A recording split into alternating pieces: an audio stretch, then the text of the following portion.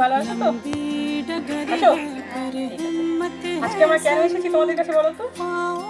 গতকালকে নারী দিবস গেছে, কালকে তো আসতে পারিনি, তাই আমরা আজকে ছুটির দিন থেকে আসলাম যাতে তোমরাও আসতে পারো আর আমাদের দিদি ভাই দাদা ভাইরাও সকলে আসতে পারে। তার জন্য আমরা আজকে তোমাদের কাছে এই নারী দিবসের এই শুভ দিনটা যেন তোমাদের সাথে একসাথে আমরা কাটাতে পারি বা তোমাদের সম্মান জ্ঞাপন করতে পারি, তার জন্য আমরা এসেছি।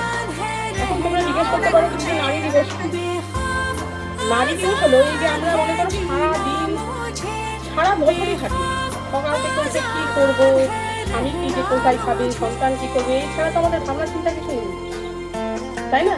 এই দিয়েই আমাদের জীবন শুরু, এই দিয়েই আমাদের জীবন শেষ।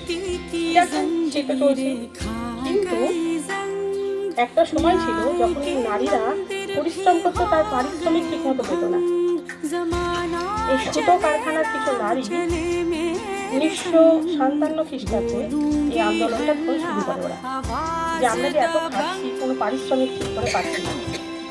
এই আন্দোলনটা শুরু হয়, তারপরে বিশ্বব্যাপী 1975 সালে এটা সার্বিকভাবে আন্দোলনটা হয় এবং 8ই মার্চ এই নারী দিবস পালন করা হয়। নারী দিবস হিসাবে প্রত্যেক নারীকে সম্মান জ্ঞাপন করার জন্য আমরা এই নারী দিবসটা আমরা পালন করছি। বিভিন্ন দেশে বিভিন্নভাবে পালন করে থাকি, কোনো রাজনৈতিকভাবে পালন করে থাকি, কিন্তু আমরা আজকে এসেছি আপনাদের সকলকে ভালোবাসা এবং শ্রদ্ধা জ্ঞাপন করতে এবং সামান্য কিছু উপহার নিয়ে এসেছি যা আপনাদের মধ্যে দেওয়ার জন্য। আশা করব আপনারা সকলে খুব সুষ্ঠুভাবে এই উপহারটা নেবেন খুশি করে। এবং আমাদের সাথে আজকে এসেছে আমাদের গেস্ট প্রশান্ত গুহ মজুমদার, ওনার মিসেস তানিয়া গুহ মজুমদার, দ্বিজেন্দ্রলাল দত্ত এবং সৌমিত্র সরকার। ওনাদের অনেক অভিনন্দন। আনন্দবাবুকে, আনন্দবাবুর জন্যই আমরা প্রত্যেকবার আপনাদের কাছে আসতে পারি, তাই না?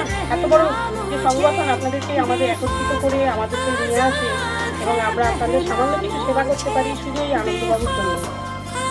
অন্তর থেকে আনন্দবাবুকে অনেক অনেক ধন্যবাদ। সাথে এইটা আশীর্বাদ রাখবেন যাতে আরও আপনাদের কাছে আসতে পারি এবং আপনাদের সামান্যতম কিছু উপকার করতে পারি। সবাই ভালো থাকবেন। যারা বয়স্ক তাদের সকলকে আমার তরফ থেকে নারী দিবসের প্রণাম থাকলো এবং আমার যারা ছোট রইলেন তাদের সকলকে ভালোবাসা রইল। ধন্যবাদ।